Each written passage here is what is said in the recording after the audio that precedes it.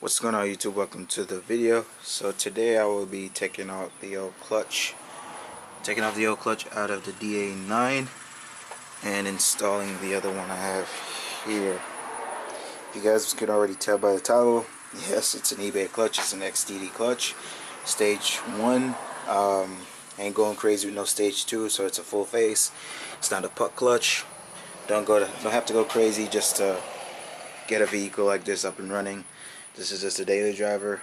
It's not a race car. I know I said I wanted to do boosted build, but when things get serious and proper motor, or if I do not sell by that time, you know, obviously this clutch wouldn't be the best. You guys do your research. You got XTD clutches, you got action clutches out there. You got clutches that, you know, they put the time and the research into. Like I said, this is just a clutch just to get me from A to B, just to get me to work. I finally landed a job, temporary job, so I just need something to get me up and running. As you can see what it comes with, clutch, like the stuff says stage 1. I really don't care about all that fancy jazz. It has a tool, it has a pilot bearing, and a pressure plate. And so yeah, just gonna start right now. So like I said, it's just a daily driver. This car is not going to see any autocross or anything. And, you know, let's see how long it lasts. You know, a lot of people want to go crazy power with these clutches, and obviously you you get what you pay for, you know. So, and if you're going to go crazy power, make sure you do your research. Don't just listen to a guy talk in front of camera. Just make sure you go and do your personal research and go from there. Alright, family, so as you can see, I'm underneath the car. I'm going to try and explain this as thoroughly as I can. So pressure plate here. Now to take the pressure plate off, there's assortments of, I don't know how many bolts, but there's these bolts. They're 12.10s. I actually had to go up to Lowe's and I bought a deep socket for $4.96. Yeah, which isn't bad. So it's a 12.10. First, before I take those out, I'm gonna fit my key side, so when we take all those screws out, when we unbolt them out, when the pressure plate falls off, the clutch is going to want to come out as well, so this will hold the clutch in place. I already soaked them down with some WD-40 just to hopefully ease some of the pain and should be good from there. Okay, so I'm gonna unbolt the pressure plate. Now I'm gonna have my wife help me. When it comes time to take these 10mm 12 points out, you're gonna need to, if you don't have an ear tool, so an ear angle ratchet or an impact gun or whatever, you're gonna have to have someone help you, or if you can do it by yourself. So you're gonna get one of the bolts that you took off when you did that transmission job, one of the 17s, put it inside the block. Have like a breaker bar, crowbar, and you're gonna fit it in between one of the teats of the flywheel. And when you're gonna turn, you're gonna have someone oppose your force. So I'm gonna have my wife hold the right, babe, and I'm gonna turn, and she's gonna try to fight against me, and it's gonna break. Feel that, babe? And it's gonna break, and you have to do that for the rest of them. So I'm gonna turn left to a lefty loosey. She's gonna go right, and that one wasn't so bad. Try another one. You're fighting against me, right? Hmm? You're fighting against me, right? Mm-hmm. Yeah. So that's if you don't have a impact. So you can try that method. One more bolt now. If you guys are scared to ruin the teeth of the flywheel, I mean, just take your time. It's not gonna, the crowbar is not gonna ruin the teeth. We got one more bolt. Alright guys, so pressure plate's off. My wife's holding the camera. Hey guys. And I'm having to beg her, guys, so please leave a comment saying that she should help me more when doing these videos. So help get this channel growing. Anyways, so as you can see, just hold it by the key and the clutch should come off. So not bad. Now I'm gonna inspect and show you guys how it looks. Guys, so just to give you guys a little quick inspection, I'll probably do a close-up because my little Sony camera is probably not getting detail. So over here you can see on the left, new clutch, eBay clutch, whatever, and probably OEM clutch. I don't know if the previous owner ever, sorry if that's loud, the previous owner ever took this clutch out. I doubt it, but so as you guys can see, the stage, so-called stage 1 clutch, has more springs. This is a sprung clutch. I'm sure a lot of you guys already know the difference between sprung and unsprung. Like I said, this is not a class, so please do your research. It's better for you to do your research and learn from yourself than to hear from someone over the camera when it comes to certain things. So obviously there's full face sprung clutches. This has more springs than the one I've taken out, so obviously this will absorb much more force, take a lot more pressure, if that's a good way to put it. But in the one that I took out, one of them is, you guys have seen that, but one is broken. Surprised when I turn it on and rattle anything, but this is bad. The disc around the surface is it's almost down to the rivets. Nothing here to grab onto, man. So you take clutch out and you hear that, that's bad. As you guys can see, the one for the XTD, no rattling at all. Now, needless to say, not because it has all these springs, it's stronger. I mean, XTD has a stage 1 and it's the same as this, but I'm sure the springs are much, I would say, beefier. So I wouldn't say, if you're coming from an engineering perspective, just because it has more springs and it takes much force and pressure, that doesn't mean it's stronger. As I say, from an engineering perspective, not from a mechanical automotive perspective. Obviously you can have 4 beefier springs and it does the same as the 6 spring. So pressure plate, it's on the pressure plate. Yeah, it's gone. A lot of rust. Yeah, it's bad. So obviously not reusable. And I don't want to mess this one up, but see how this looks pretty clean. So yeah, so obviously this is your flywheel. Now this flywheel isn't too bad.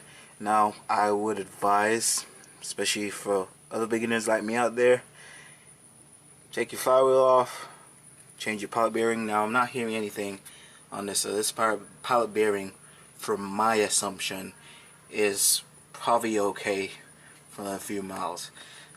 Take your flywheel off. These are 12.17s. Like I said, you can get that socket from Lowe's. And change your rear main seal.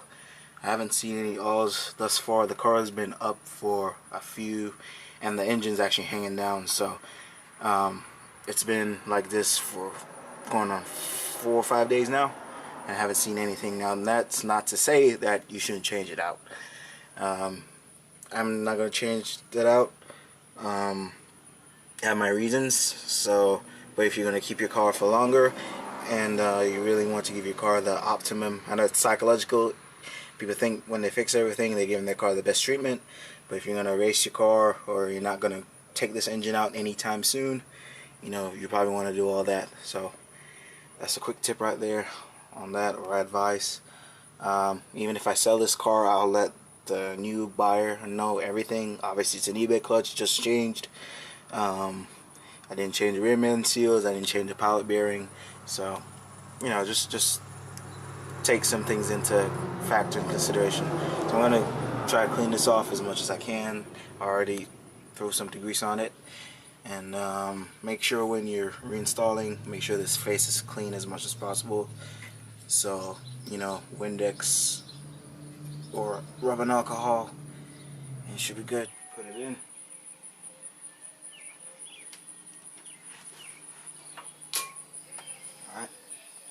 So I don't know if you guys seen this on the flywheel. There's some studs sticking out. If you guys remembered how you disconnected your previous pressure plate, these small holes, they connect into the stud, and these holes are for the bolts for the flywheel. I'm not going to thread lock them. I'm just going to torque them down. So just wanted to point that out. Oh yeah, and I made sure I clean my surface. If you guys want torque specs, there's this website called Nthefastlane. Hopefully my phone is showing to the camera. Let me make sure. So Nthefastlane, the letter N, fast lane, and you'll find, go through a drop box on the left. Depends on what your browser is or what you're using it on, phone, PDA, computer. You see Honda database, and then you scroll down to technical specs, and then you find what motor you're working on, B series in our application here, and you find the torque spec. He started it out from the final torque spec. It's 19 foot-pound, pound-foot, you know, foot-pound. I know it's very technical how it's supposed to be pronounced. So he started 5, 10, 14, and you finish it out at 19. So he has a YouTube channel. I've been following this guy since 2013 when I moved back to the States, around 2012. Very informative channel, not the drama type of channel, clickbaity, no vlog type, very straight to the point, very helpful channel. He's a Christian, so you know he doesn't curse, so it may not be the most entertaining channel, but when it comes to information, hands down one of my top channels. So you guys can check him out. I'll put a description down below. So I'm gonna go torque this down, and I should be able to take my alignment tool out right now, and I'm gonna move on to the transmission to take out the throwout bearing. So should be good from there. Alright guys, on to the training now. I'm gonna take the throwout bearing out. I'll show you guys. So this bad, it's not supposed to be spinning. If you're a hydraulic tranny, you're probably gonna have a fork mechanism. This is a cable transmission, so it hooks up different on the shifter mechanism. This is a 12. Gonna take that off and start from there. Now I got that bolt out. Should be able to twist this, so you can see. Release this from the spring. That long shot comes out.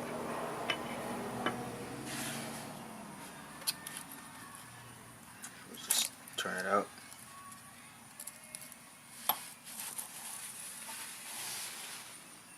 This is it right here. Alright guys, now to install the new throwout bearing. Now you remember, if you did this, you're gonna have your spring from your old throwout bearing and your shift fork. You gotta toss these away. I'll throw these away. These are important. Also as well, this is only for a cable transmission. You're probably gonna have a hydraulic, most of the people, and it's gonna be a shift fork mechanism with a longer fork and a ball and a slave cylinder. So this is gonna be different. So if you're hydraulic, you may want to do some more research somewhere else. My apologies, I don't have a hydraulic tranny to do that with. Show you guys. And this is mechanical, so this is cable, so again, my apologies. So let's begin. So we're gonna install this coil here, the spring. You want this end to face backwards. This is your throwout bearing. So I'm gonna hook it inside. These are the hook supports here. For the fork, I remember how I took it out, so I want this to face frontwards. I'm gonna hinge it between that right there. Should hook. Now, this is our shift mechanism. You want this hole to face frontwards when you're putting it back into the hole, so it fits right between the coil, inside of the coil, and the shift fork. So I'm going to tilt this upright a bit in the angle so I can follow the angle that it's facing. Just came out of me.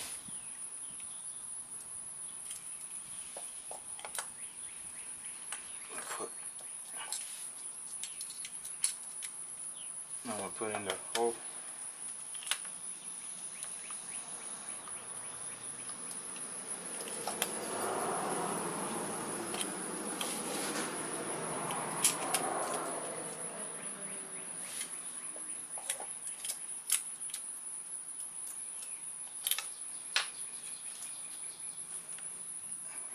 It's gonna take a bit of finessing. I'm gonna fit assembly inside of the hole.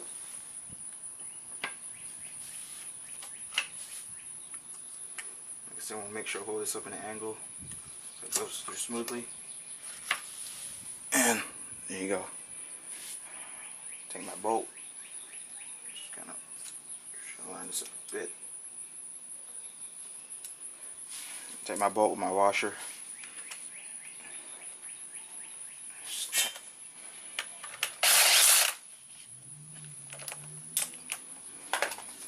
And I'm not seeing a torque spec for this online, so I'll probably just give it 10, I guess. Or this is probably good, man. And when it functions, that's how it's supposed to be. So that comes to the end of this whole transmission thing, and the clutch and transmission removal. I'm gonna start heading back and put it inside the car. I've already degreased it. It came out awesome and in my eyes, so I'm happy with it. Not trying to get any showroom quality or anything. So like I said, I'm gonna get back reinstalling it. Hope this video, I know it's probably long. I hope if anyone is going through this, I'm not gonna take responsibility. But if you think you're comfortable doing it, watch it a few times. If you have to watch it 100 times, search from other reliable sources. ASE, people have done this millions of times. Do so before you attempt. But hopefully it may help you and get your car back up on the road. So next video is going to be tackling the cylinder head situation. We'll take it off and change the head gasket out. And hopefully the head's not warped, cracked, or whatever. So thank you guys for watching. Leave your feedback. Peace out.